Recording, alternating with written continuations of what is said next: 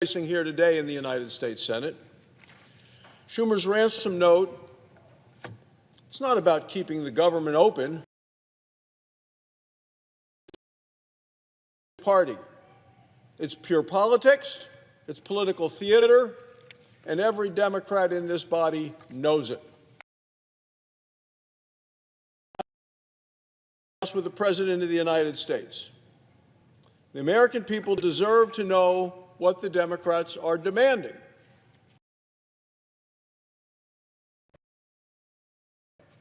They're demanding more than $1 trillion in new.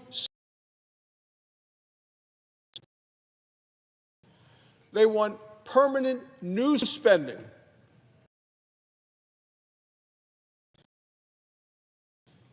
Now, they want believe it, they want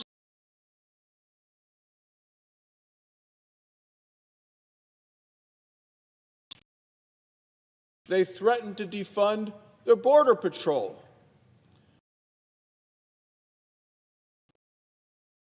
But they want to slash billions of dollars to help rural hospitals right in their ransom note. They want to subsidize free health care for people who have a job. Yet they threaten the paychecks of the people. They demand this far-left wish list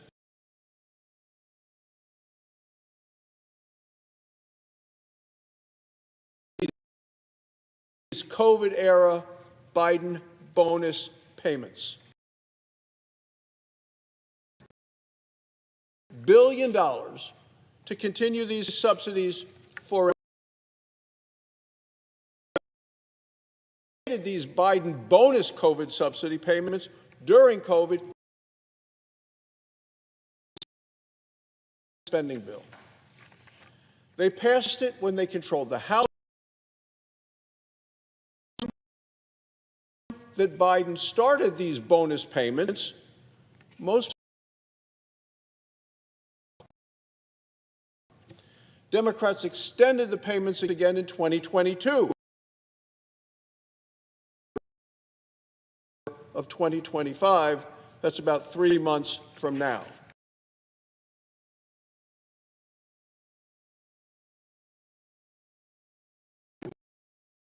Bonus payments would be temporary. They weren't intended to last for to the Republicans and to President Trump is they want these temporary.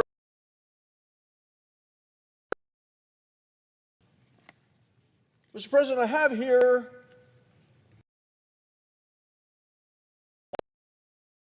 one reckless tax and spending bill. It's called American Rescue. House of Representatives to accompany H.R. 1319.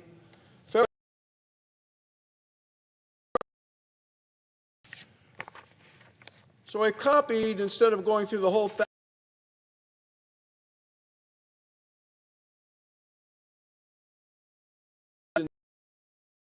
$16.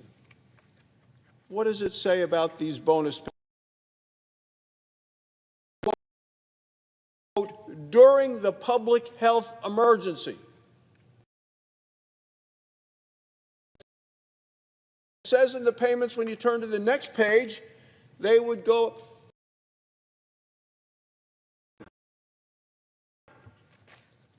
Well, Mr. President, COVID is over.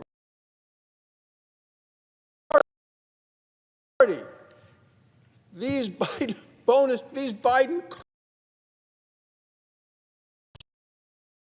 Well, they were just one more part.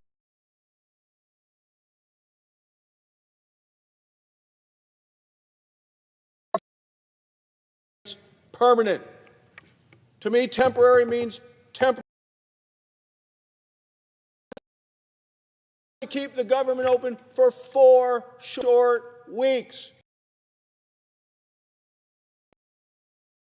So in 2013, America faced another shutdown. At that press release, 2013, 12 years ago, Connecticut said this. He said, there is a time, but not when the funding of the federal government, all the lives that are impacted,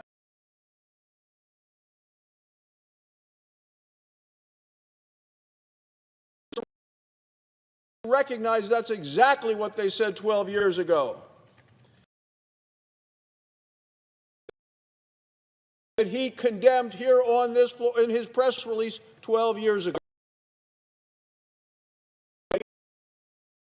Of all things, the $50 billion rural health transfer created to keep rural hospitals open. I'm a doctor. I practice reliable quality care means to our communities. They're lifelines to small communities. Leader Chuck Schumer said rural hospitals are closing, so he wants to put the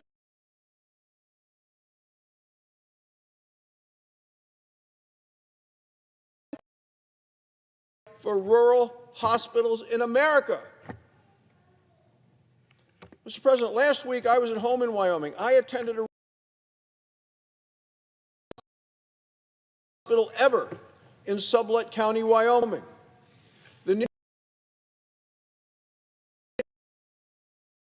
Depending on in the winter which roads are open, people in that community. This is going to help the communities in Pinedale. It's going to save lives. The Democrats would shut it down, prevent all of these rural hospitals.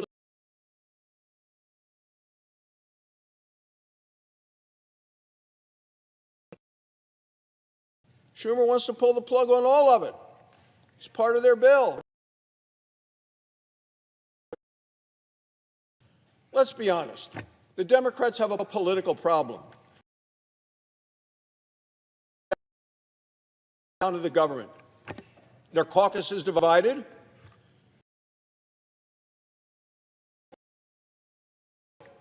To provide vital services to the people. They know that it costs money.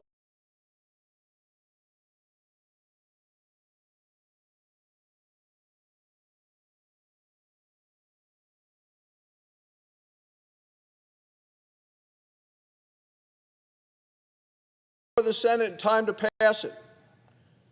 Senator Schumer has repeatedly bragged that Democrats never shut down the government when they were in the majority. I would remind the minority leader today that 13 times under Joe Biden, the Senate passed a clean, continuing resolution to keep the government open. We should do the same right now. Senator Schumer ought to remember those 13 times. Today should be no different. If this government shuts down, and it should not, it will clearly be a Schumer shutdown. Thank you, Mr. President. I yield the floor.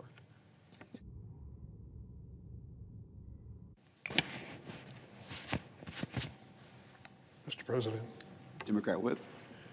Mr. President, the senator from Wyoming is a friend of mine, really. And though we may disagree on some political issues, I greatly respect him and glad to call him a colleague. But we do disagree on this point that he just made, and it's a very important disagreement because it affects every family in America. The decision was made in the big, beautiful budget bill by Donald Trump to cut $1 trillion out of Medicaid. Medicaid is a program which helps people who have limited income have health insurance. It also takes care of your mother and grandmother when they're in the nursing home. It's a critical element of funding health care in America. And the Republicans cut $1 trillion out of it. If you go to the hospitals in Illinois, some of them are great hospitals, others do great things, but you'll find that the hospitals that struggle to survive are ones that have more Medicaid patients than paying insurance patients. It's tougher margin, and many of them worry about it. And the notion of cutting $1 trillion out of this program worries them. Don't take my word for it. Ask the Illinois Hospital Association, or even if there is one, I'm sure there is, Wyoming Hospital Association, what the impact of cutting $1 trillion out of Medicaid reimbursement is going to be. Not good, particularly in rural areas. Senator Barrasso made reference to his situation in Wyoming. In the state of Illinois, we have plenty of these rural hospitals, and if one closes, it means your pregnant wife who goes into labor now has to drive 70 miles instead of 20 for that delivery. I'd hate to have to go through that. And yet that's what's going to happen. And so the position we're taking is that that kind of cut in Medicaid is going to hurt hospitals and hurt people across America. Secondly, there is a tax credit available for people in middle-income categories to buy health insurance. It's part of the Affordable Care Act, which was the Barack Obama plan that extended more health insurance coverage to America than we ever had in our history. How important is health insurance to you? I had a personal experience as a law student at Georgetown. I decided that I couldn't wait, and I asked a young lady to marry me, and she did. In my second year in law school, we learned that God was sending us a little baby. And we were so happy about it, and she arrived with her share of difficulties. I had no health insurance, none. What do you do as a student with a wife and the baby's sick, when you have no health insurance? Well, Children's Hospital here in Washington, D.C. brought us into the so-called charity ward, and we waited to see who would walk through the door with the name Dr. So-and-so to take care of my daughter. I never felt more inadequate in my life as a father and a husband and not having health insurance. We got through it, she got through it too, and lived a good life. But the point was, there were moments when I worried that I couldn't provide the basics for my baby because I didn't have health insurance. 15 million Americans will lose their health insurance because of this Republican budget that I just referred to, the big, beautiful budget. 15 million will lose health insurance. I wouldn't wish that on anybody. So when the Democrats say there are health care issues that are part of this debate on funding the government, that's what we're talking about. Keeping these hospitals open, critical hospitals in inner city as well in rural areas, making sure that people have their health insurance. And there's one third element I would add. I don't think we'll be able to negotiate it. Medical research. Ever hear of the National Institutes of Health? Why, sure you have. It's the best medical research agency of any government in the world. I went to the NIH about 12 years ago and met with Dr. Francis Collins, an amazing man who is head of the NIH. And I said to him, I really believe in what you do.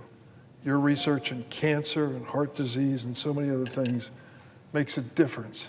What can I do to help you? Well, he said, thank you for asking. There have been some people who've done remarkable things. I said, oh, I remember. There was a bipartisan coalition a few years back that doubled the budget in medical research for NIH. I said, I wish I could say I could do that again, but I don't think I can. What can I do? He said, give me and this agency 5% real growth each year in medical research, and we'll light up the scoreboard. We are so close finding cures and new drugs in so many areas that if you can give us consistent research, it'll make a difference. Came back to the Senate, sat down with my friends on both sides of the aisle. Roy Blunt, Republican senator from Missouri, was a leader in this effort. Lamar Alexander, Republican senator from Tennessee, another leader. Patty Murray, still serving as head of the Appropriations Committee and one of the best when it comes to medical research. We put our heads together, and over a span of 10 years, the budget for NIH medical research went from $30 billion to $48 billion. We got the 5% coming every single year. It was quite an achievement. 60% increase in that budget. Things were happening, good news, good developments when it came to cures and treatments. I was so proud of that effort and glad that it was bipartisan from the start. So what did the Trump budget suggest we do with medical research? Cut it back from $48 billion to $30, where we started 10 years ago. You know what happens when you cut back on research that basic? You know what happens, and I do too. When that terrible diagnosis happens at the doctor's office, it breaks your heart, and you finally stop crying and you say to the doctor, is there anything you can do? Is there a surgery, a medicine, anything you can do for someone I love very much? They say, well, there's a clinical trial. There's medical research underway, and it's a long shot, but you got a chance. It's hope. Medical research is hope. And it's one of the areas where I think Donald Trump's cuts are the most heartless cuts of all. Democrats care about this. I do. I'm willing to fight over it. I'm not willing to say, well, we'll just go on business as usual. Let's accept this. Let's cut back $1 trillion out of Medicaid. Let's take 15 million Americans and take away their health insurance.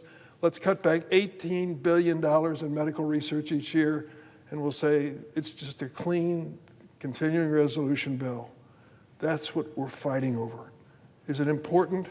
For me, it's one of the most important things we can do in terms of helping families across America.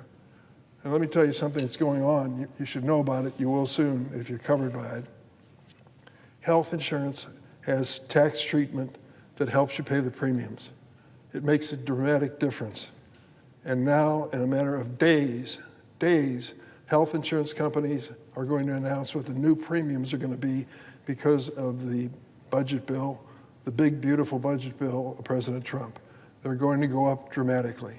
And as these premiums go up, some people won't be able to pay for them, and they'll be without health insurance, and others will see their family budget explode with an increased health insurance premium. That's the reality of this debate. It's not about who gets bragging rights and gets to beat on their chest, a Democrat or Republican. In my mind, it's a question of whether families across this country can count on us for the basics. And making sure that health care is there for America is one of the basics as far as I'm concerned. There's another issue I want to raise, relates to the administration, and you have to go back in history to appreciate it. Richard Nixon. Students of history, of course, know that name. Former vice president of the United States, former senator, he was a senator and a congressman, vice president under President Eisenhower, and then president of the United States. He went through a period we know as Watergate. It was controversial. Some people broke into the Democratic National Headquarters. They were caught. They were prosecuted. When it was all over, we had the Watergate investigation, and ultimately President Nixon resigned. But before he resigned, he instructed his staff to give him background information on his enemies list, the people that he considered to be his political enemies. And the word was out that they were going to be treated harshly by his administration, whether it's Department of Justice or the Internal Revenue Service. Well, we went through that chapter, he resigned, and then Congress came together, Democrats and Republicans, and said, we can never let this happen again. We can't let a president put his finger on somebody and say, that's a political enemy, go prosecute him. Try to find them guilty of a crime. Make sure they pay a fine. Give them bad publicity. We agreed on a bipartisan basis for standards between the White House, the Department of Justice, and Congress when it came to these political decisions that could ultimately result in prosecution. Well, under President Trump, we're back into the Nixon conversation about enemies list, except President Trump's enemies list is longer than anything Richard Nixon ever dreamed of. And that's what we're looking at now. On September 20th, the acting U.S. Attorney for the Eastern District of Virginia, Eric Seibert, announced his resignation. Acting U.S. Attorney, appointed by Trump, resigned. Mr. Seibert resisted President Trump's demands to bring charges without sufficient evidence against New York Attorney General Letitia James and former FBI Director James Comey. Mr. Seibert, a Republican appointed by Donald Trump just a few weeks ago, stayed true to his oath to the Constitution and his commitment to follow the facts and the law. And for that, he was forced to resign his office. In his place, President Trump installed his personal attorney, an attorney with no experience as a prosecutor, never did it before, to indict James Comey in a politically motivated case considered by career prosecutors in that office too weak to bring charges. This indictment represents the latest step in President Trump's long crusade to weaponize the federal government against his perceived political enemies, a return to the days of Richard Nixon. We remember when the president was initially impeached in the first of his historic 2 impeachments after he attempted to pressure a foreign ally to dig up dirt against Joe Biden and his family. And we remember when President Trump turned a mob of insurrectionists loose on our Capitol, where they violently attempted to prevent the peaceful transfer of power leading to his second impeachment. I will never forget that day as long as I live, January 6th. It has been my honor to serve in this chamber 29 years. I've seen a lot. I'm honored to represent a great state like Illinois, but I will never forget that moment when we were sitting here counting the Electoral College votes as to what the American people had decided on the next president. Vice President Pence was presiding. We were seated in our chairs. I noticed something unusual. Those 2 doors opened, and 4 or 5 people walked in up to the vice president and literally yanked him out of his chair and took him out the door. We knew there was a political demonstration outside, but all of a sudden it turned bad and scary and dangerous. The Capitol Police came in and announced to us seated in this chamber, stay in your desks. We're going to make this a safe chamber in the Capitol. Don't worry about those people demonstrating outside. They're not going to get close to the chamber. Just stay where you are. We looked at one another and thought, what's next? Well, what was next was 10 minutes later, the same policeman came in and said, leave immediately. Don't take anything with you, just get out of the chamber. It's too dangerous for you to stay here. And we all, Democrats and Republicans, filed out those doors. You know what happened next. The insurrectionists took over this building. It was one of the most embarrassing moments in the history of the United States Capitol building. Imagine, if you will, for a moment, if you heard the news that the House of Commons in Parliament had its door broken down and people raided the chamber. You'd say to yourself, what is going on in England, for goodness sakes? The House of Commons taken over by people in the street? That is exactly what happened here. And it happened on January 6th. And so this president, embarrassed by that moment, maybe, who knows if he's ever embarrassed, decided he would go after the people who prosecuted the insurrectionists, the people who were prosecuted for crimes like beating up policemen. You all came here today and we welcome you to this chamber. The reason you're safe in this building today is a lot of women and men in uniform who are guarding you and me and all of our staff so that we can do the people's business. Those people were under attack by the January 6th insurrectionists. These were not curious tourists who came in here. They ended up beating on these police, and 140 of them were seriously injured. If you believe it, in this second administration, the president has gone further than Richard Nixon and what he's done before. His political appointees have fired FBI agents and federal prosecutors who were called on to prosecute the insurrectionists. He has installed loyalists whose chief qualification is their loyalty to him, not their loyalty to the law or the Constitution.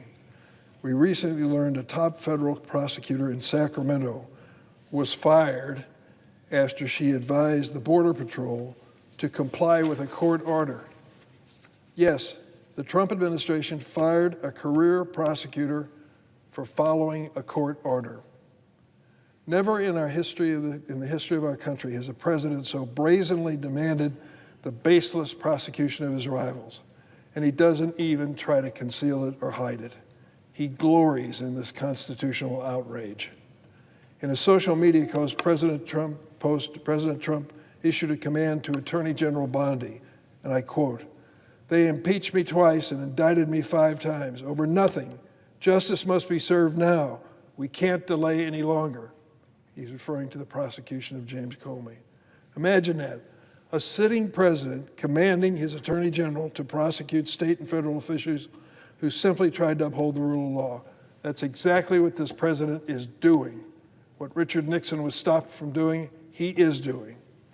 Since Watergate, Republican and Democratic presidents alike respect the independence of the Justice Department, recognizing that shielding it from the pull of politics was essential to safeguarding the rule of law. Under President Trump, those constitutional guardrails have been removed, destroyed. I want to be clear. What you're seeing from the Trump White House is not normal. This just isn't some inside the Beltway drama. If the president can turn the Department of Justice and the FBI into his own personal police force to target his political enemies, he can just as easily turn it against ordinary Americans. And the dam is already starting to break. The president sent active duty forces into Los Angeles earlier this year to put down protest of his administration's cruel immigration raids. He threatened to make war on the city of Chicago, which I'm honored to represent, by sending forces into that city as well as Memphis, Tennessee, and has now ordered the military to Portland with authorization to use, quote, full force in Portland, Oregon. The governor of Oregon, the mayor of Portland said what the president said about being at war and unlivable is just plain wrong, and yet he does it. It's a slippery slope into authoritarianism. Once DOJ and our military have been politicized, there are few guardrails left. So while today it's Letitia James and James Comey who are the targets, tomorrow it could be our fellow citizens who dare to even criticize the policies of the Trump regime. That is the risk we face and the danger that lies ahead in its perilous moment. That's why I've opened an investigation calling for answers from Attorney General Bondi, including making available several Trump-installed loyalists for questioning. The American people deserve to know if the chief law enforcement agency of the United States is following the Constitution or pursuing political revenge. Let me end this. During the Watergate scandal, President Nixon attempted to bend the Department of Justice to his will, to go after his enemies, conceal his administration's involvement in this unlawful conduct.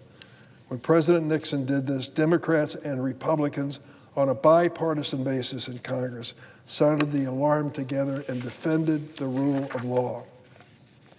On a bipartisan basis, we responded to Nixon. Those legislatures recognized the danger posed by a president attempting to wield power and benefit him personally. They knew it was unconstitutional, and they stood firm on a bipartisan basis in Congress. Where is that same courage today? It's time for the Republicans to join Democrats and step up and say enough is enough. This is not about political parties.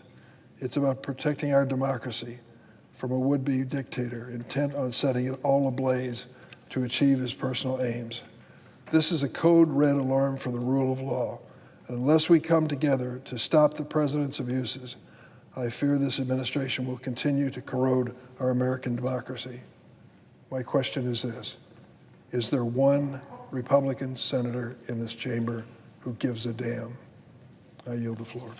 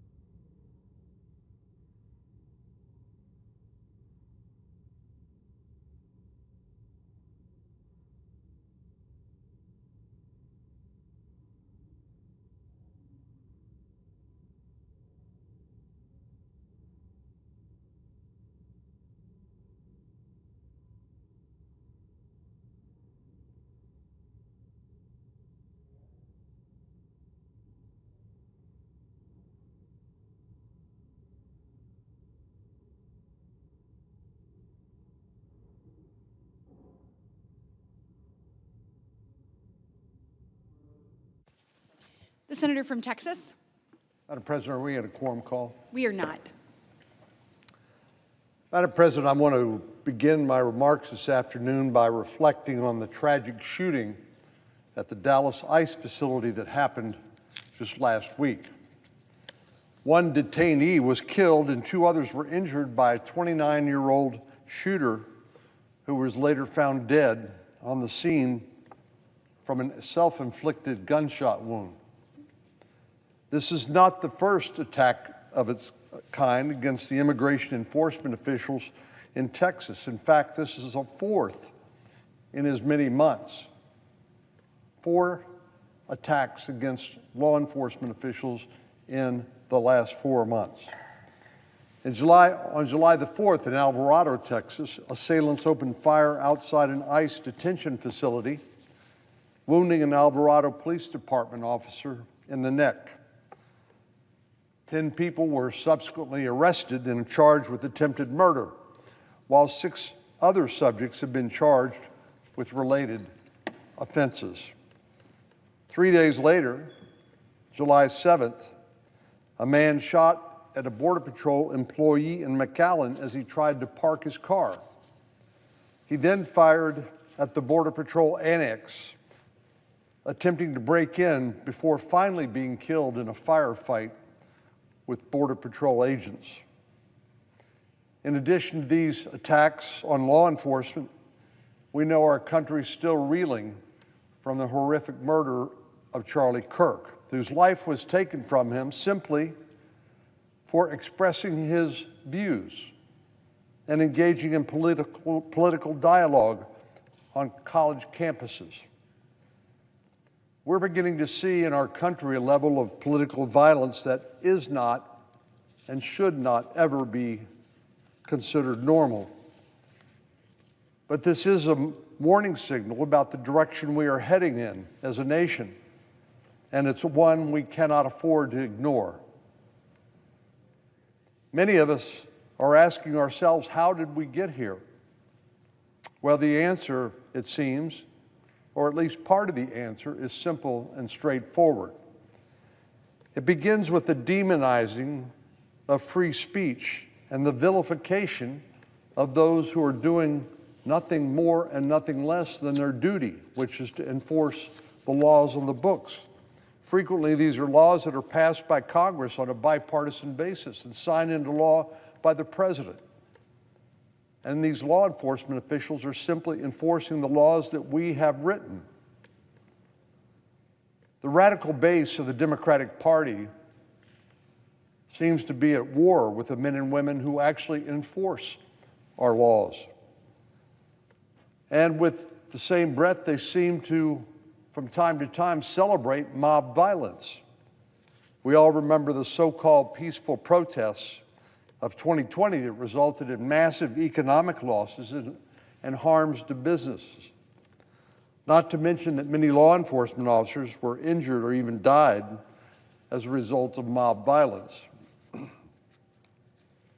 And embarrassingly, it was a Texas member of the House of Representatives, Congresswoman Jasmine Crockett, who recently said on national television, she said, quote, "When I see ICE, I see slave patrols," close quote. Not to be outdone, Congresswoman Alexandria Ocasio-Cortez described ICE as, quote, "a rogue agency that should not exist."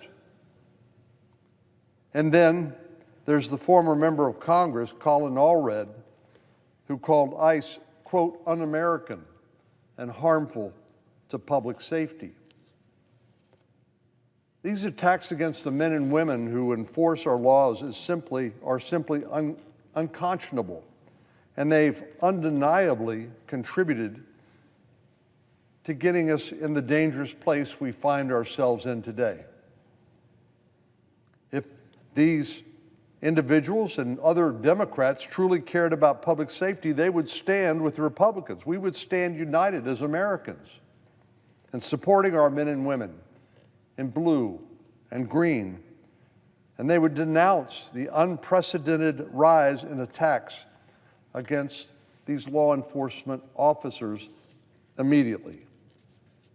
But instead, Democrats seem to endorse a complete inversion of how a just and ordered society functions.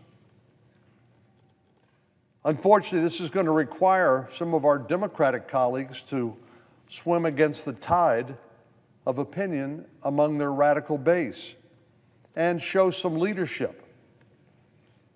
But they have to decide as a party to move away from the dangerous and radical demands of their left-wing base. Unfortunately, the Democratic leader in this chamber, the senator from New York, is showing anything but that kind of leadership right now. He's demonstrated a complete unwillingness to tone down the rhetoric of his party or to make actually even good faith gestures toward good governance. In fact, this very week, he's demonstrating just how far he's willing to go to undermine basic governance in order to appease his radical base. He'd rather shut down the government than work across the aisle for the benefit of the American people. Senate Democrats have so far refused to even vote on a simple stopgap measure that will give us a little more time, about 9 weeks, to negotiate full-year government funding. If they do not relent in this partisan posturing, the result will be forever known as the Schumer shutdown. Now, you don't have to take it from me on what a government shutdown would mean for the American people. All we have to do is to read back to them the very words that the Senate Democrats have said in the past. In September of last year,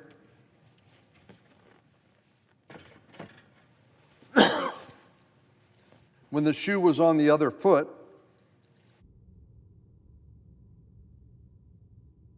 Senator Schumer said, and I quote, "If the government shuts down, it will be average Americans who suffer the most." He also said, a government shutdown means seniors who rely on Social Security could be thrown into chaos. Is this even the same individual that's taking the position that's heading us toward a shutdown in the coming days? Last September, he went so far as to even say, keeping the government open will mean no poison pills or reckless partisan posturing. This is what he said just last year about a government shutdown. Where is that man today? Today, I'll tell you, he's engaging in a reckless partisan posturing while Republicans are proposing a responsible alternative. Again, this is not a vote on a permanent policy, but rather a stopgap measure to get us to a place where we need to be when it comes to the appropriations process. But he's willing to impose the very costs that he warned about on the American people and our seniors in order to score political points with his progressive radical base. The hypocrisy is obvious and it's staggering. Madam President, it's a time for reckoning for our friends in the Democratic Party. They seem to not really know what they stand for these days, except opposition to each and everything that the majority party or the president wants, even when it's in their self-interest to do so. They need to look at themselves in the mirror and decide what and who they stand for. Are they going to be the party of violence and lawlessness and a degradation in public safety? Are they going to continue to this, what has been called frighteningly, an assassination culture? Will they continue down this mad path of taking the lives of those they disagree with and siding with the criminals? over law enforcement personnel that are simply enforcing laws they have themselves helped write? And will they continue on prioritizing their ideology ahead of responsible governance? I often wonder how our friends on the other side of the aisle would react if they had to live in crime-ridden neighborhoods, overtaken by gangs and drug dealers, and they had to wait 20 or 30 minutes before any police officer responded to their calls for help after an assault or a robbery. How would they feel? Well, I'm quite sure, I'm confident that they would change their tune. And just like current residents in blue cities who've had to suffer under the weight of failed Democratic soft-on-crime policing policies, they would gladly welcome additional police protection and efforts to clean up and stabilize their neighborhoods. But sadly, most Democrats, at least so far, here in Washington, D.C., have appeared to be completely tone deaf and rarely hear the true voices of the people whose lives they assume they represent, people living in these inner cities. Well, regardless of what Democrats decide to stand for, Republicans will continue to be the party that respects free and open discussion of ideas. And we will continue to support our law enforcement officers, men and women, who risk their lives day in and day out so that Texans and all Americans can sleep soundly in their beds. And we'll continue to be the party that opposes reckless partisan tactics that put ideology ahead of the needs of the American people. Republicans have made it clear under President Trump that we will enforce the rule of law. That is non-negotiable. So it's no surprise that the American people overwhelmingly voted for Republican leadership last November. If Democrats continue to head down this path of violence and division, they should not be surprised if they continue to experience the same outcome at the ballot box in the upcoming midterms as they did last November in the general election. Madam President, I yield the floor.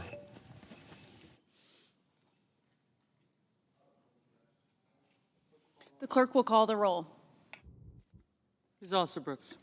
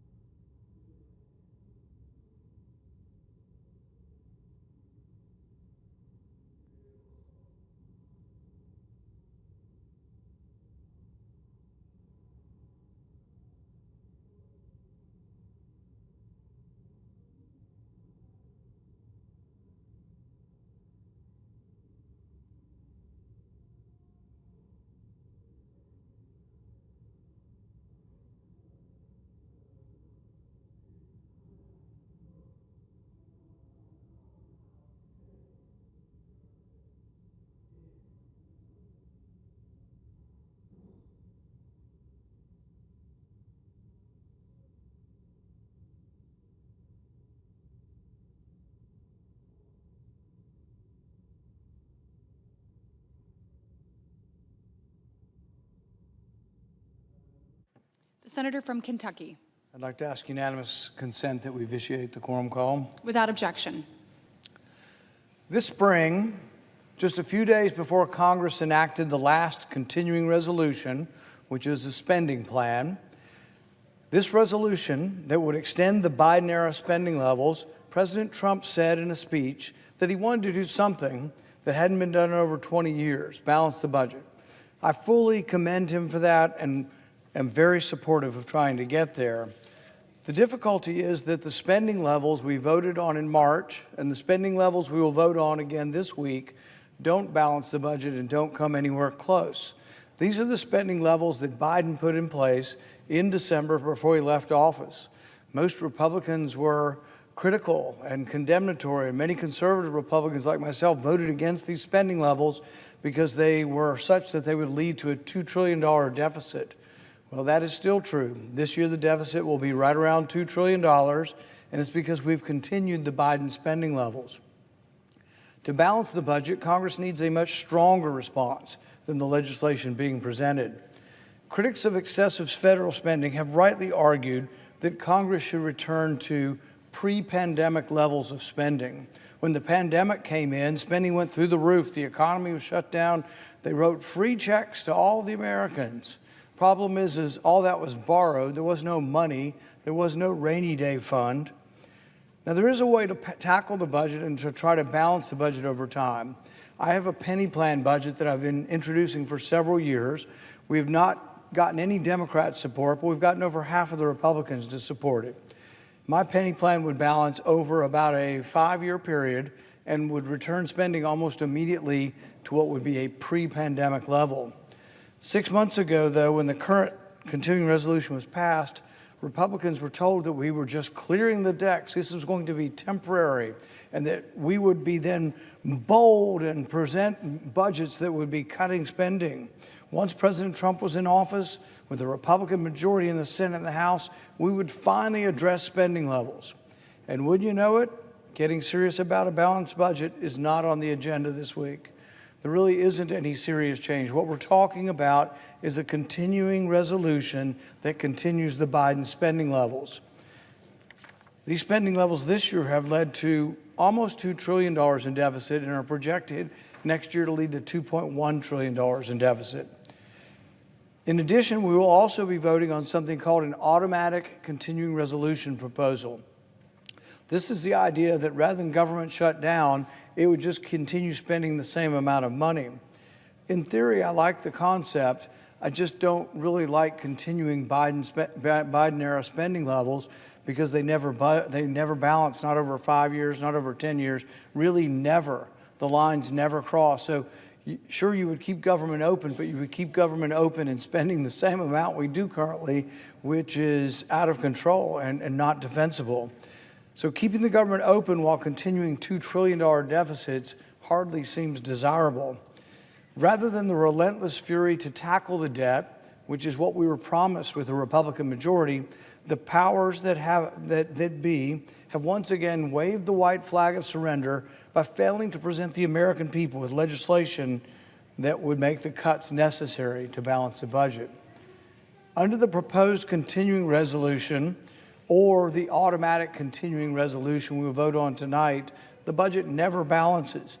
Even if you take it out as far as the eye can see, revenue will never meet expenditures.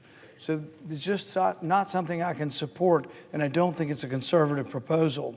Spending has gotten so out of control that this freeze, even over a decade, doesn't put a dent in the deficit. Presidents of both parties pay lip service to the idea that the national debt must be addressed, and yet it gets worse under both parties. People ask me, whose fault is it, Republicans or Democrats? And I just say yes. It's both parties. The right wants unlimited spending for the military. The left wants unlimited spending for welfare. And so you have guns and butter. And you scratch my back, I'll scratch yours, and it all goes up. Now, the reverse compromise could happen.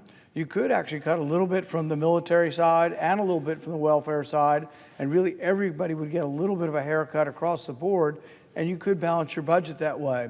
But you can't exclude or exempt huge swaths of government spending. You have to look at all spending. And if you do, the budget can be balanced by a 6% cut across the board, excluding Social Security. I am proud of the president for what he's tried to do, though. Unlike past presidents, Donald Trump has created the Department of Government Efficiency to identify and eliminate waste. DOGE has found billions of dollars of waste. Americans were rightfully appalled when they were told that your government's been spending $2 million on sex changes in Guatemala. I mean, it sounds like a bad punchline you might hear on late night comics. $2 million on sex changes in Guatemala. Your government was spending that money, and the DOGE people came in and said we shouldn't do it. Now, I've been talking about these things for years, but finally we had an administration that was interested in it. $25,000 for an LGBT opera in Colombia, and nearly $1 million to study the microaggressions among obese Latinx, whatever that means. But just crazy wasted money. I mean, it'd be one thing if it was even a surplus. These are crazy wastes of money. But we're doing this. We have to borrow the money from China to send it on all these crazy projects around the world. This doesn't even account the $200 billion we've sent to Ukraine. That's all borrowed as well. This summer, President Trump sent Congress a special message identifying $9.4 billion in rescissions. And Congress, for the first time in a long time, did the right thing. We voted for and passed this rescission package to cut $9 billion. I supported, as I always do, cutting this foreign aid. With a deficit of $2 trillion a year, though, $9 billion is a drop in the bucket. We've got to do more. Congress has to do more. And as much as I appreciate this, the power of the purse needs to be exerted more by Congress. We've let so many of these decision-making powers devolve to the president. The founders, I think, would be appalled with Congress. They'd be appalled with what Congress has become. Congress exerts no powers, gives away its powers, and does not seek a restoration of its power. Right now, we're living under emergency rule, where the president has declared emergencies on 160 countries and has declared that he has the right to declare whatever he wants through import taxes. Well, our founding fathers would be appalled. The Constitution's very clear. Taxes originate in Congress, and even more specifically, taxes originate in the House of Representatives. Unfortunately, Congress has all been all too happy to wither in the shadow of the presidency that grows larger with each successive administration. Whether it be Republican or Democrat, the presidency grows larger and stronger. To wit, the continuing resolution that we're considering, the spending plan that we're considering, maintains the Biden spending levels.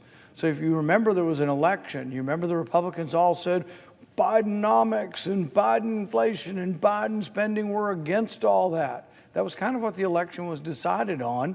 And now you have a Republican in the White House, Republicans in the Senate, Republicans in the House, and we're living under the Biden spending levels that they complained about. The great irony is the Democrats have now switched. The Democrats supported the Biden spending levels under President Biden. Now there's a President Trump, and the spending levels are exactly the same. All the Democrats are voting no. It makes no sense at all. It is really ironic that every Democrat senator supported the spending levels just 9 months ago that we're voting on now. So when they say continuing resolution, we're continuing the same spending levels that we started with in December of last year, and every Democrat voted for them. Likewise, in December of last year, conservative Republicans voted against the Biden spending levels. And now they're poised to vote for the Biden spending levels. Both parties have completely flip-flopped to the opposite side of the same issue that hasn't changed. Congress has truly entered the upside-down world. To add insult to irony, the CR before us adds the foreign aid dollars we canceled 2 months ago back into the baseline spending. So we finally, for the first time, and as long as I can remember, had a vote to get rid of this crazy foreign aid, this foreign welfare. We did the right thing. We got rid of $9 billion. There's still another 40-some-odd billion in the budget. We got rid of $9 billion. By voting on this continuing resolution today, they're sticking the foreign aid back in. The foreign aid will be back part of the baseline again, and we got to go through the whole thing again. It's almost as if DOGE never existed, as if DOGE never found all of this stuff, criticized it, shamed Congress into doing the right thing, and we cut the foreign aid. It's going back in. So we're going to do a CR that doesn't lessen the foreign aid spending. It's going to have the same level of foreign aid spending that we had last year.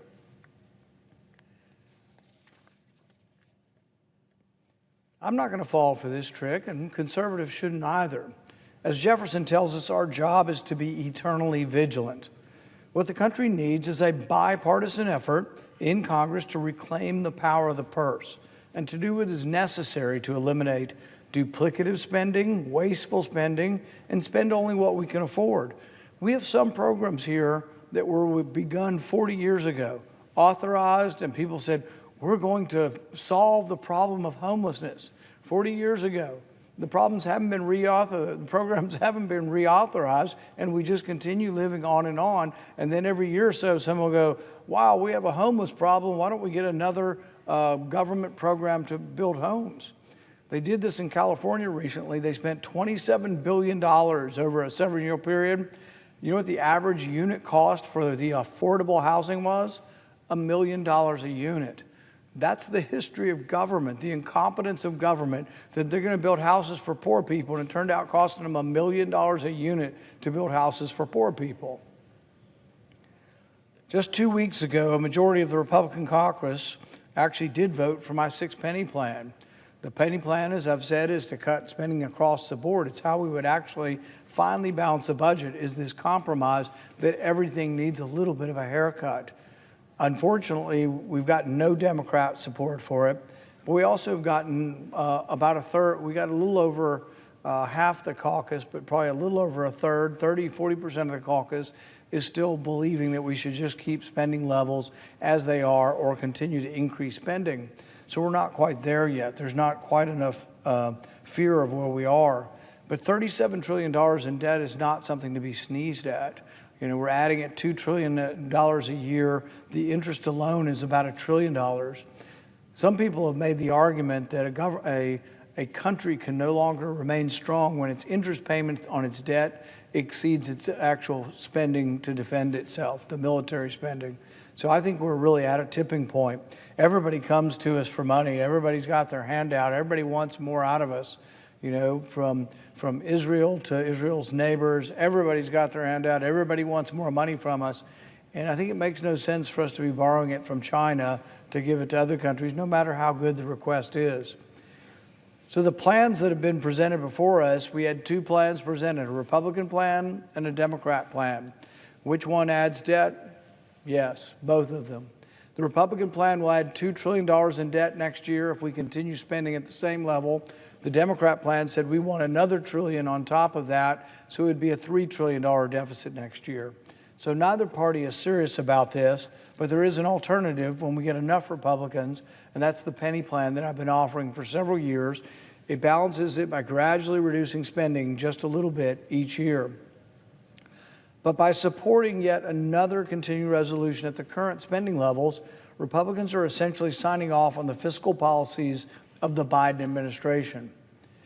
Policies Republicans once rightly opposed. Just a short time ago, virtually every Republican was saying the Biden spending levels were too high.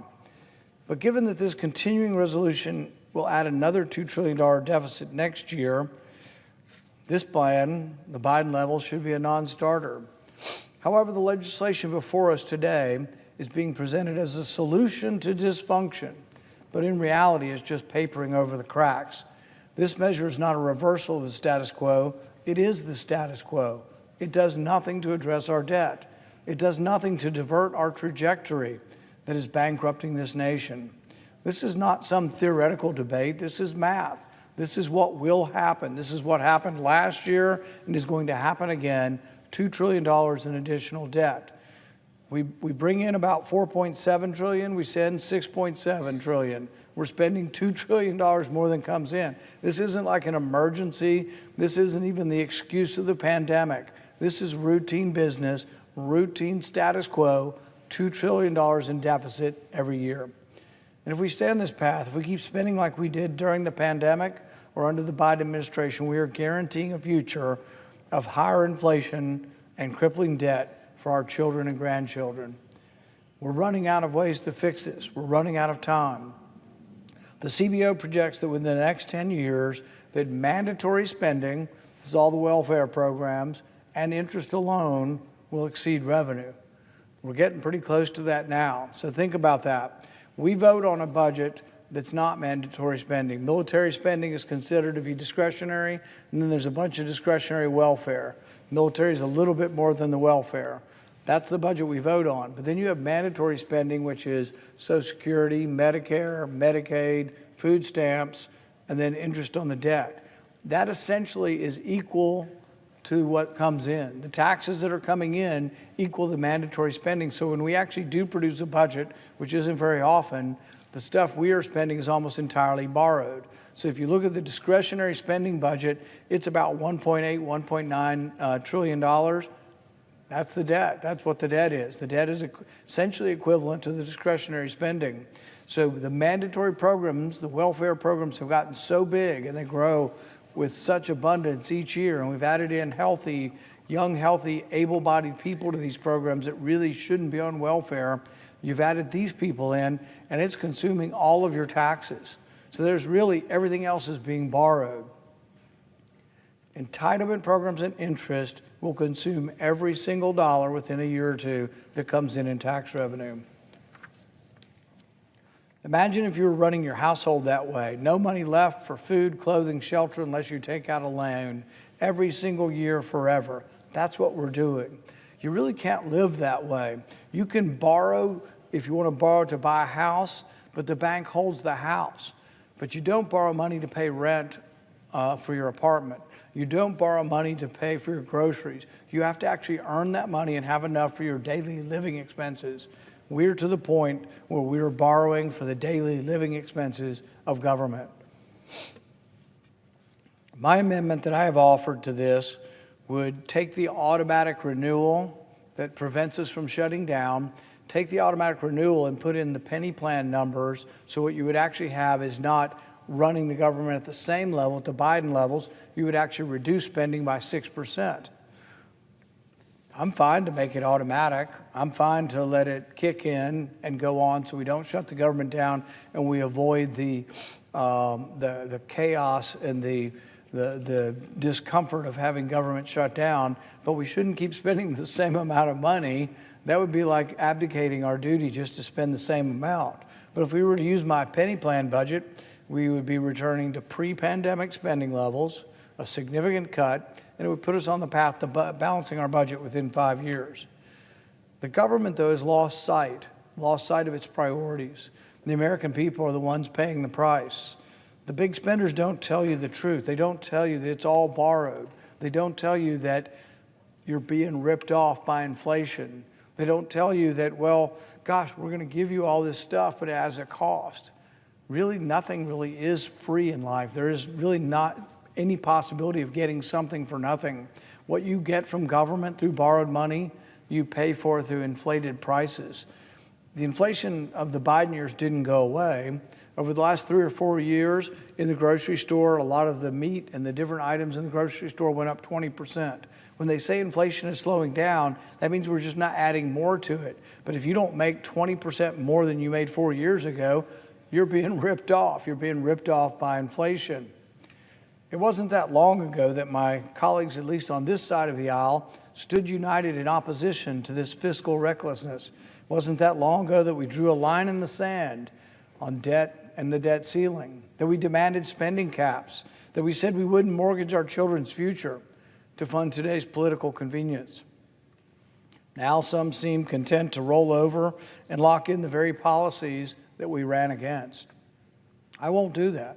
And I won't urge my colleagues to do that either. We can't claim to be fiscal conservatives while voting for more and more debt. We can't claim to be this great opposition to the Biden spending levels and then vote the Biden spending levels in. We can't claim to not like deficit spending and then vote for spending that will inevitably lead to another $2 trillion in debt next year. This country can't afford to write another blank check.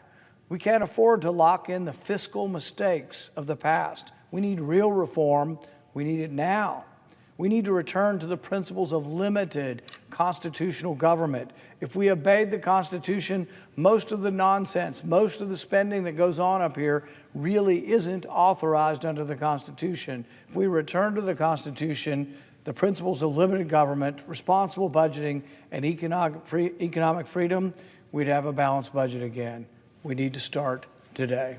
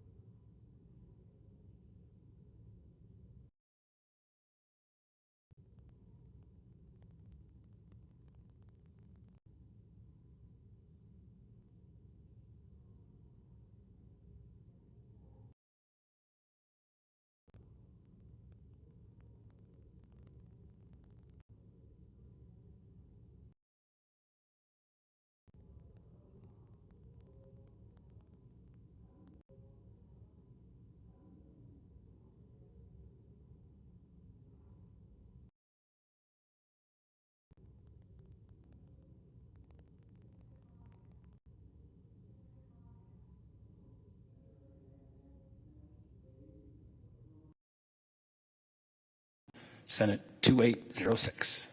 Without objection. Without objection. That's it.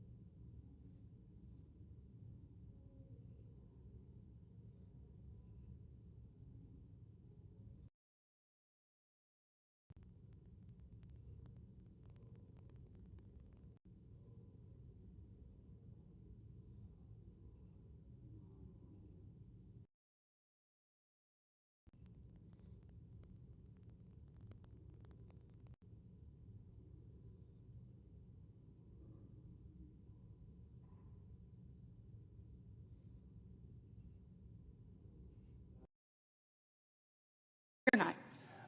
Madam President, I expect the distinguished minority leader, my friend from New York, will speak possibly after the first vote, and funding the government, which of course expires at midnight. Of course, expires at midnight tomorrow night. At that point, colleagues on this side of the aisle, and particularly the Democratic leader, to agree that while we're at an impasse, there is still very, very important. The National Defense Authorization Act, which, as the President knows, has been reported from the Senate Armed Services Committee some months ago by, I think it was a vote of 24-1. That bill was reported to the floor. Our side of the cloakroom has run several hotlines. Our disappointment has been that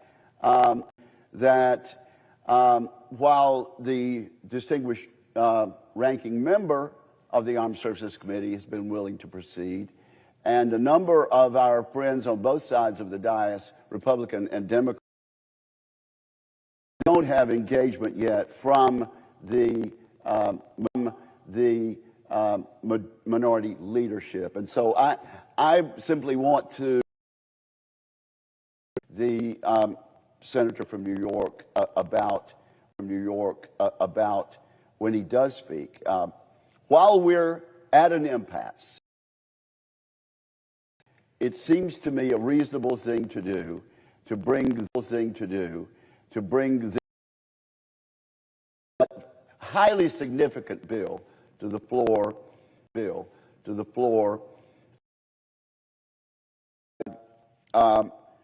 We actually have 900 National Defense Authorization Act. We've agreed to a package. There's very little difference on.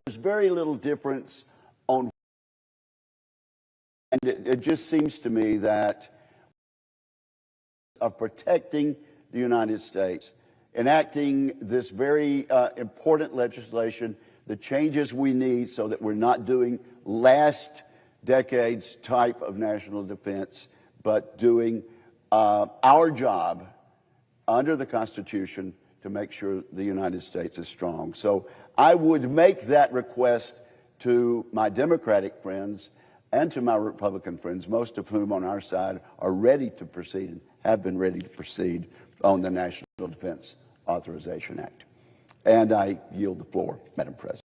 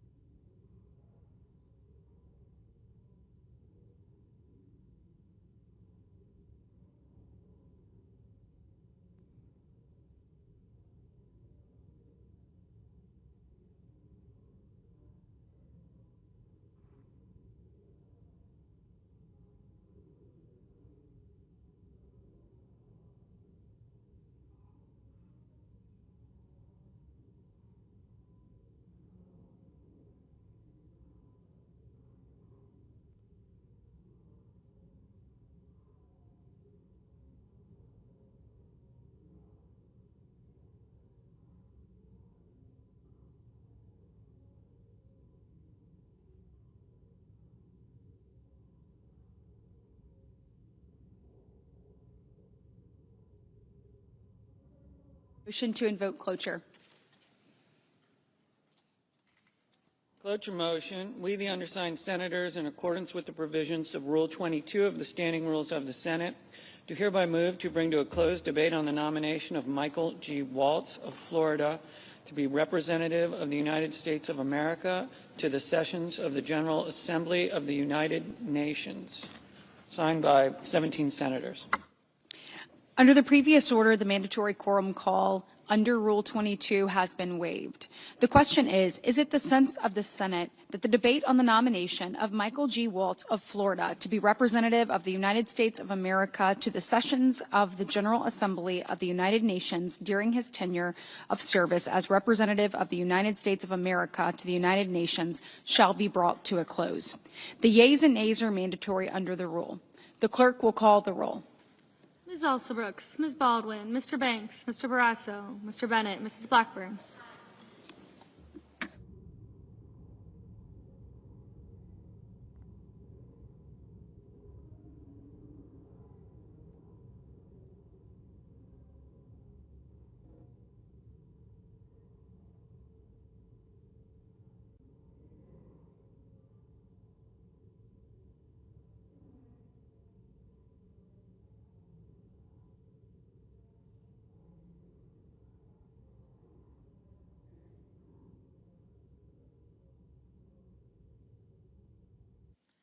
Mr. Blumenthal, Ms. Glenn Rochester, Mr. Booker, Mr. Bozeman, Mrs. Britt. Aye. Mr. Budd, Ms. Cantwell.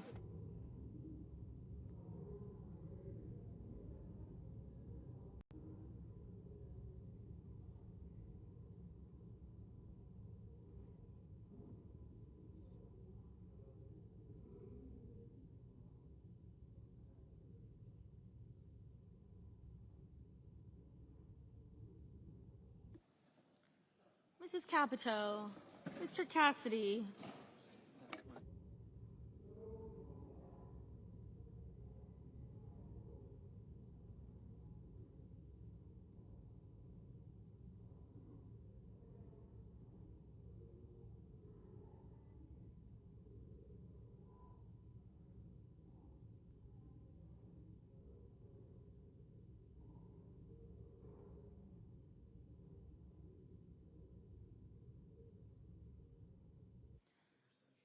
Mr. Cassidy, Ms. Collins, Mr. Coons, Mr. Cornyn, Ms. Cortez Masto, Mr. Cotton, Mr. Kramer, Mr. Crapo, Mr. Cruz, Mr. Curtis, Mr. Daines, Ms. Duckworth, Mr. Durbin, Ms. Ernst, Mr. Fetterman, Mrs. Fisher, Mr. Gallego, Mrs. Gillibrand.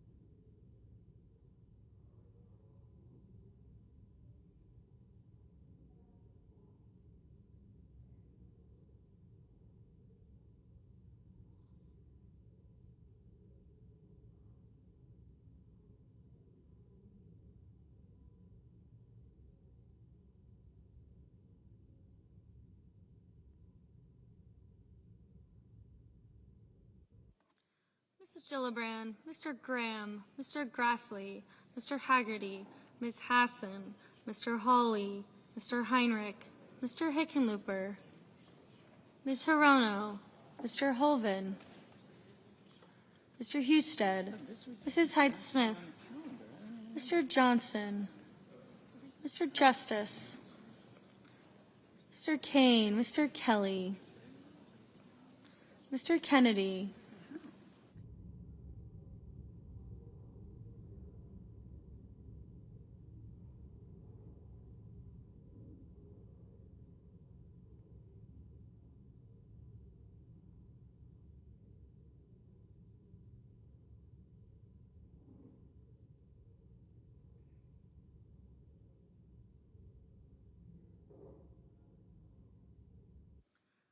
Mr. Kennedy, Mr. Kim, Mr. King, Ms. Klobuchar, Mr. Langford, Mr. Lee, Mr. Lujan, Ms. Lummis, Mr. Markey, Mr. Marshall, Mr. McConnell, Mr. McCormick, Mr. Merkley, Mrs. Moody, Mr. Moran, Mr. Marino, Mr. Mullen, Ms. Murkowski, Mr. Murphy, Mrs. Murray, Mr. Ossoff, Mr. Padilla, Mr. Paul, Mr. Peters, Mr. Reed, Mr. Ricketts, Mr. Risch, Ms. Rosen, Mr. Rounds, Mr. Sanders, Mr. Schatz, Mr. Schiff, Mr. Schmidt, Mr. Schumer, Mr. Scott of Florida, Mr. Scott of South Carolina, Mrs. Shaheen, Mr. Sheehy, Ms. Slotkin,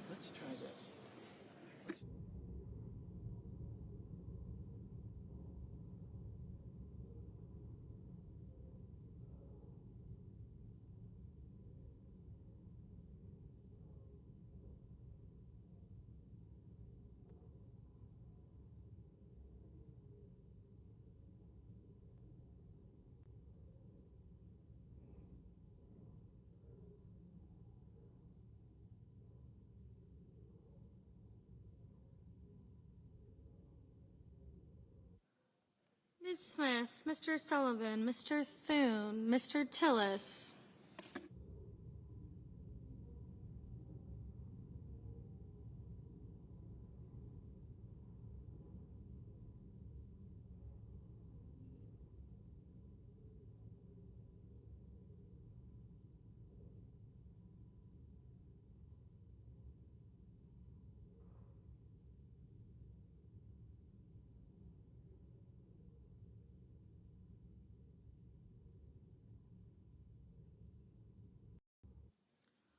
Mr. Tuberville, Mr. Van Hollen, Mr. Warner, Mr. Warnock, Ms. Warren, Mr. Welch, Mr. Whitehouse, Mr. Wicker, Mr. Wyden, Mr. Young.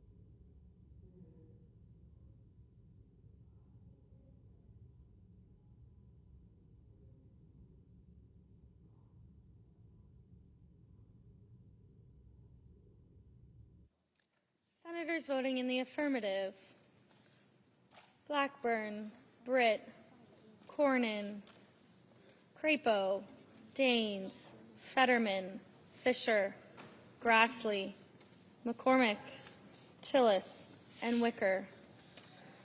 Senators voting in the negative: Alsobrooks, Cortez Masto, Durbin, Gallego, Gillibrand, Kane, Kim, Klobuchar, Merkley, Murphy, Murray, Paul, Peters, Sanders, Schatz, Van Hollen, Warner, and Warren. Ms. Baldwin, no. Mr. Young, aye. Mr. Marshall, Mr. Marshall? Aye. Mr. Heinrich? Mr. Heinrich? No.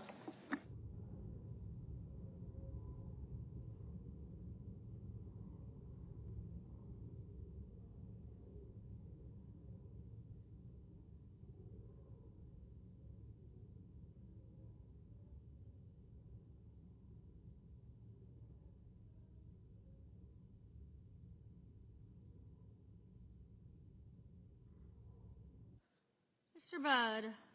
Mr. Budd? Aye.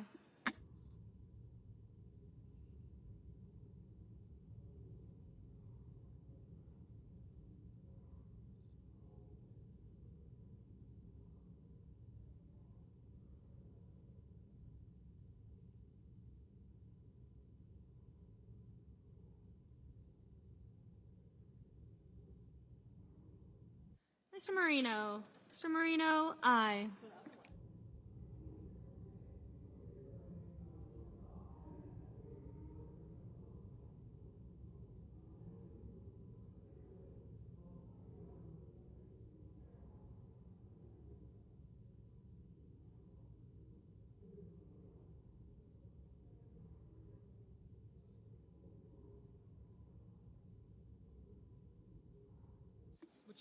Mrs. Hyde-Smith? Mrs. Hyde-Smith? Aye. Mr. Scott? Mr. Scott of Florida? Aye. Mr. Lujan? Mr. Lujan? No. Mr. Warnock? Mr. Warnock? No.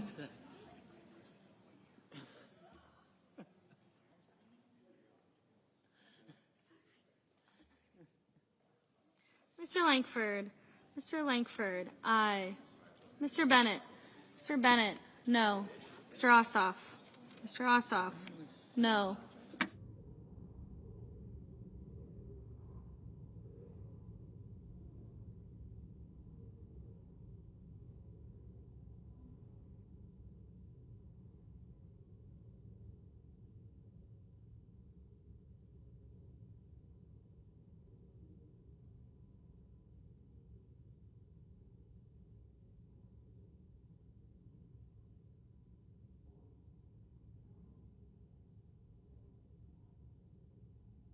Ms. Duckworth? Ms. Duckworth? No.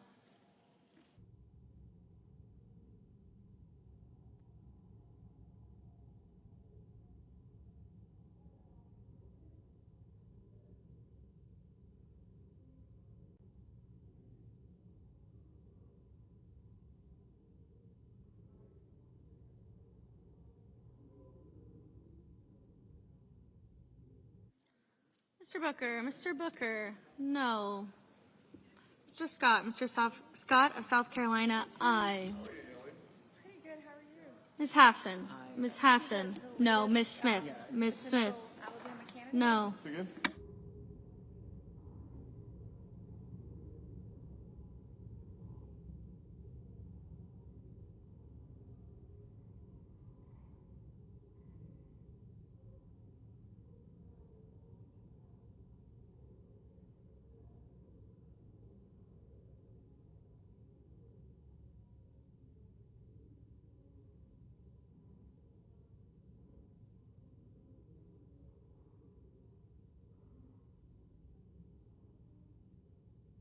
Mrs. Capito? Mrs. Capito?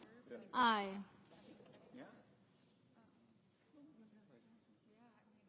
Mr. Sullivan? Mr. Sullivan? Aye.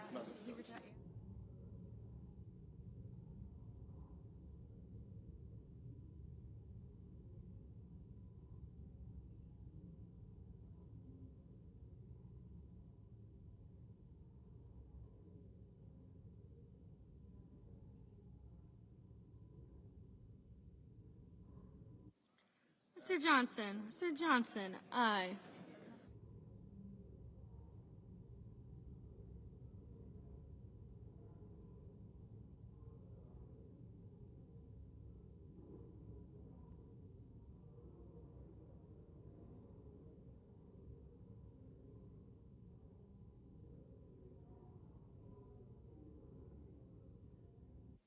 Ms. Cantwell? Ms. Cantwell?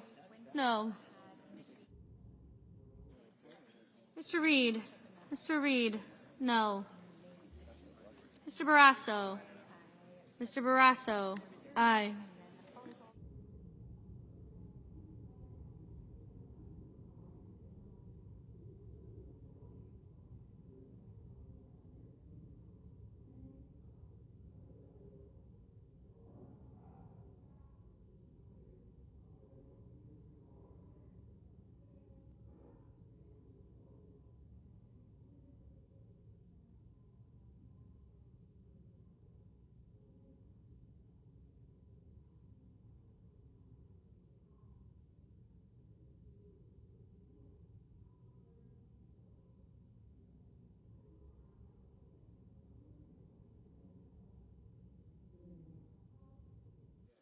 Mr. Cassidy.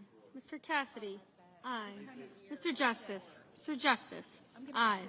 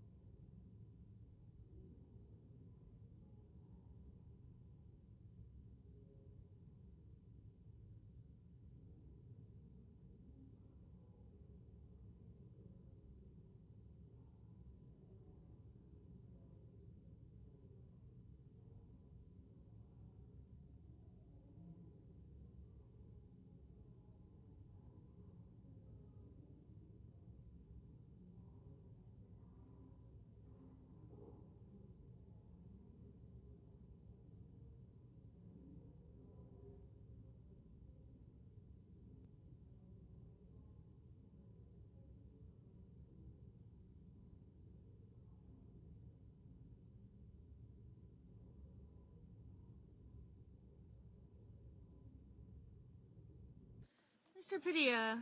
Mr. Padilla. No. Ms. Hirono. Ms. Hirono. No.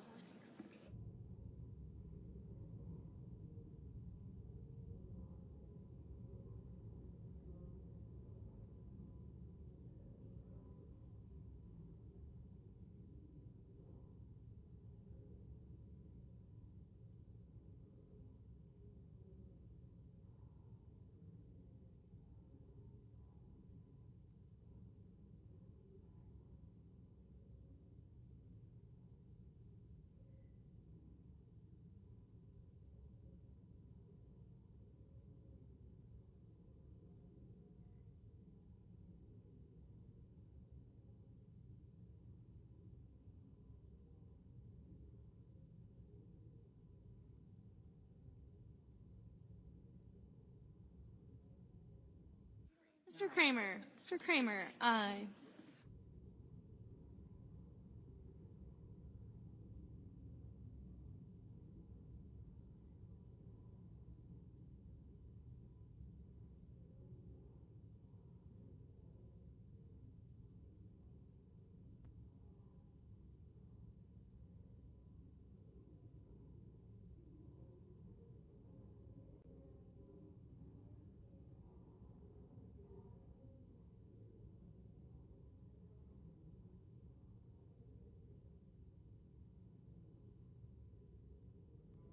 Mr. Wyden.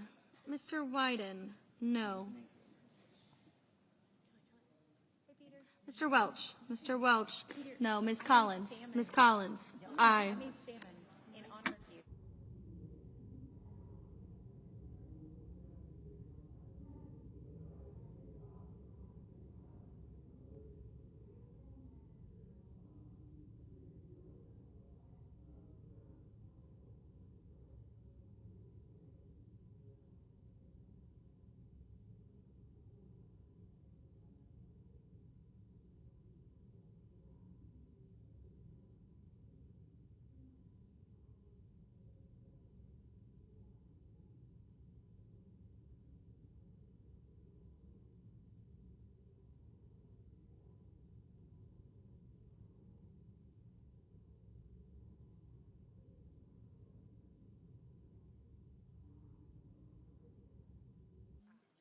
Mr. Kelly. Mr. Kelly. Aye.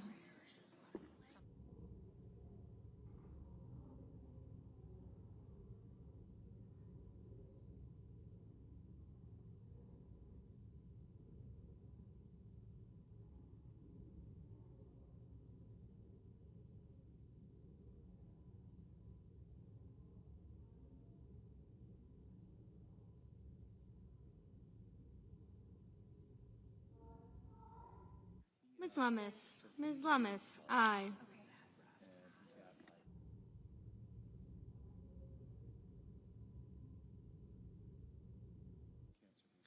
Mr. Kennedy. Mr. Kennedy, aye.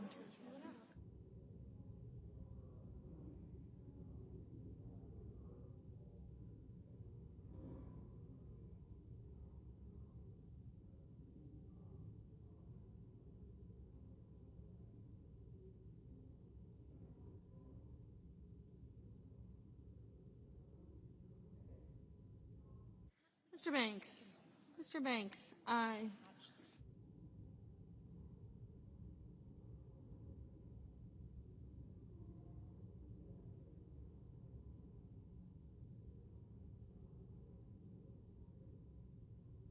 Ms. Ernst. Ms. Ernst, aye.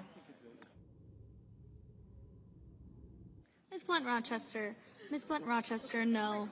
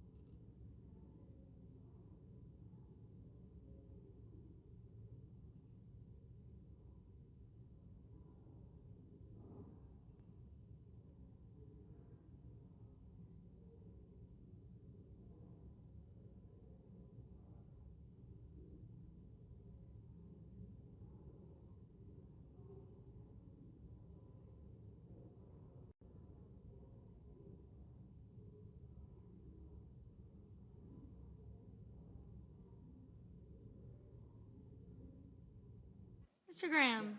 Mr. Graham, aye.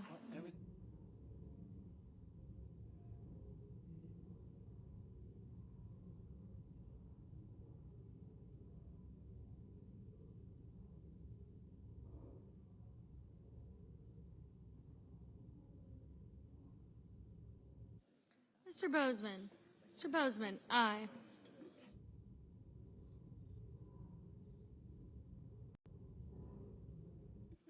Mrs. Moody. Mrs. Moody, aye.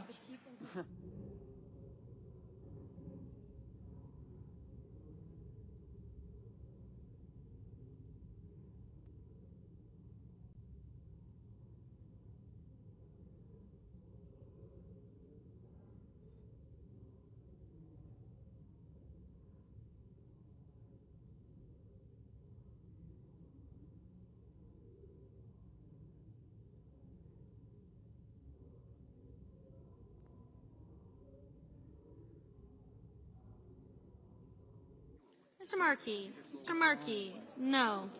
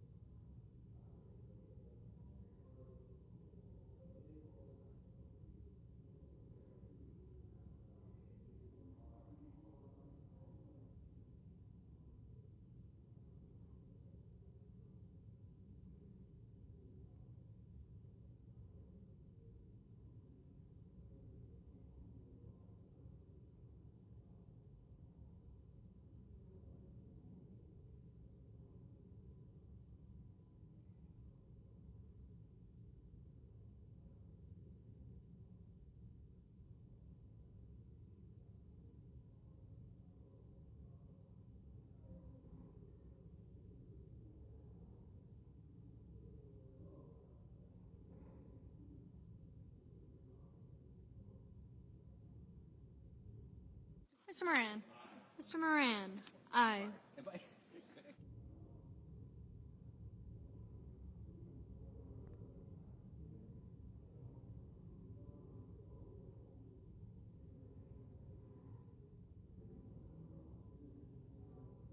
Ms. Rosen. Ms. Rosen. No.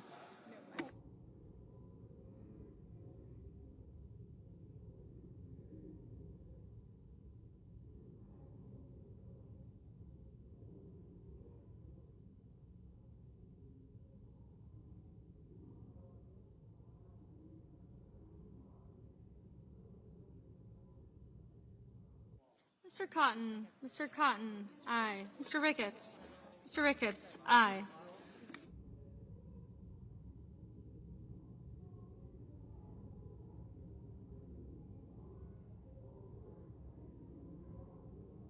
Mr. Mullen. Mr. Mullen. Aye.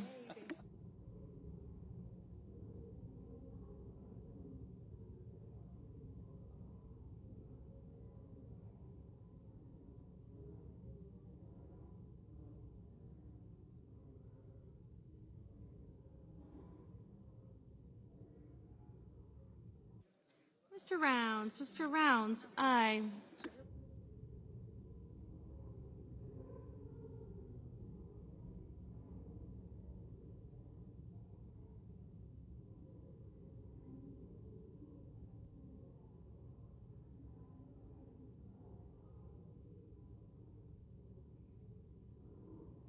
Mr. Husted.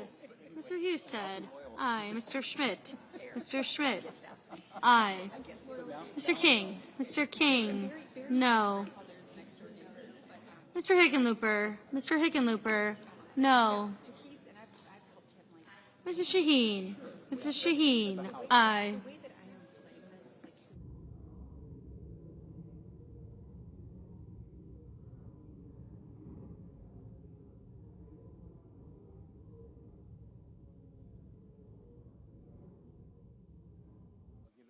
Mr. Hoven. Mr. Hoven. Aye.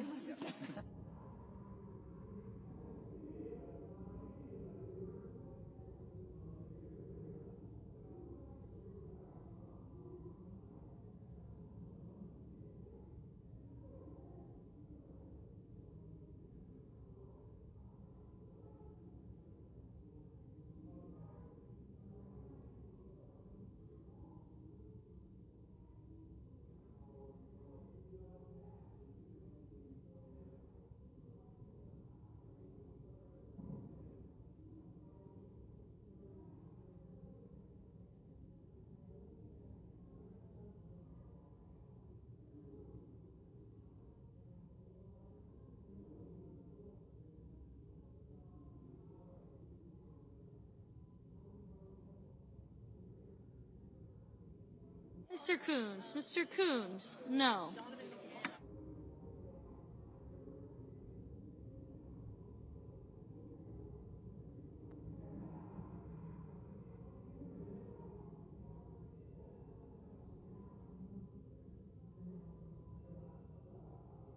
Mr. Hawley. Mr. Hawley. Aye.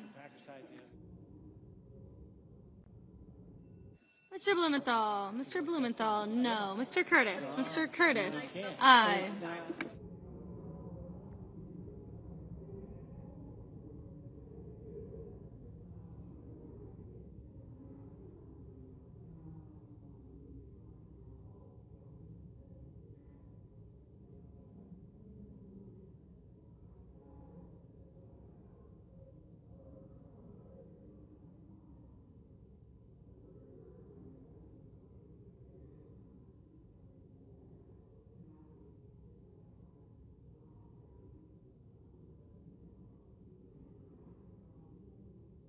Mr. Schiff.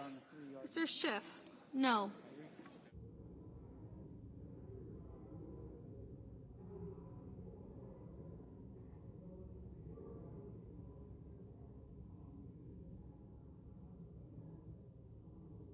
Mr. Haggerty. Mr. Haggerty. Aye.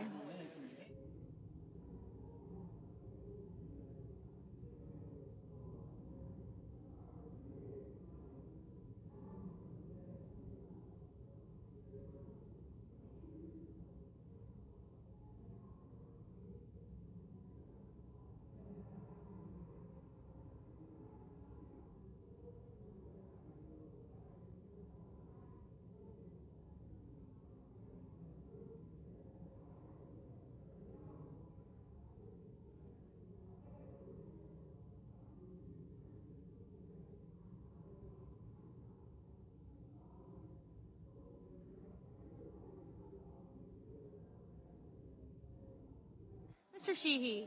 Mr. Sheehy, aye. The Cubs swept the card. You had secured.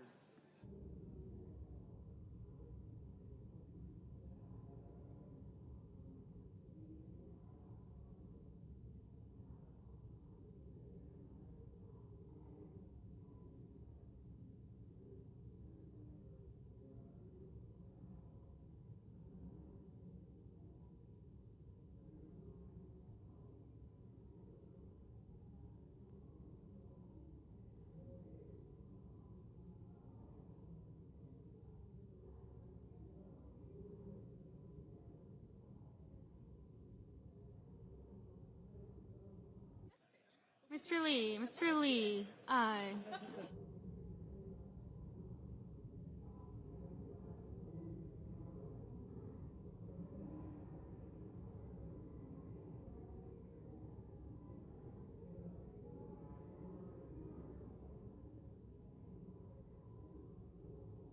Miss Slotkin, no. Mr. Thune, aye.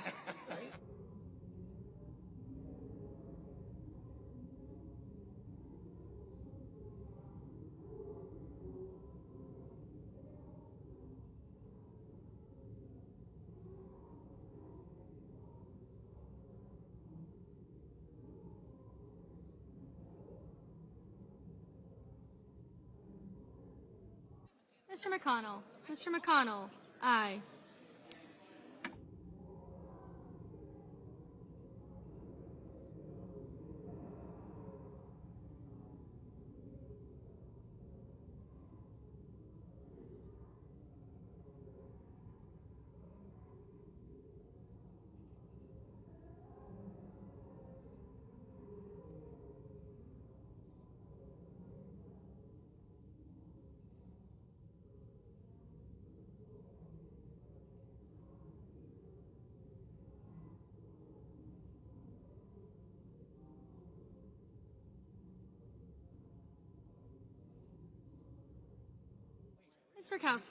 Ms. Murkowski, aye.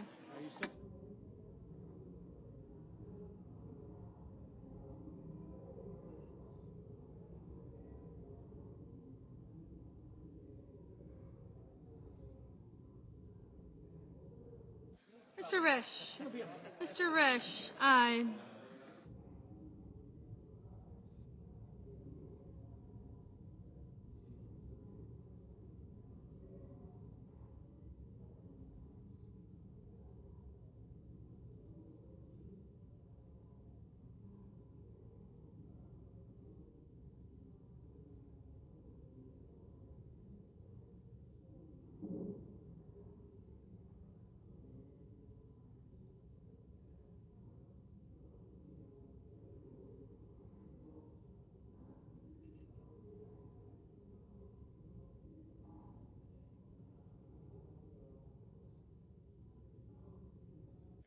Mr. Whitehouse, no.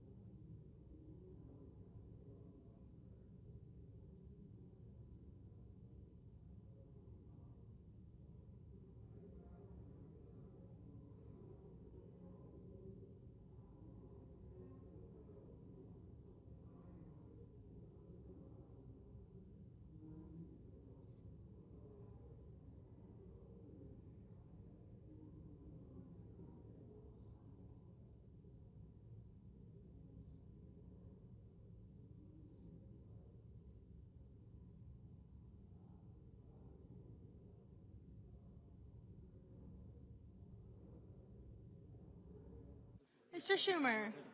Mr. Schumer, no.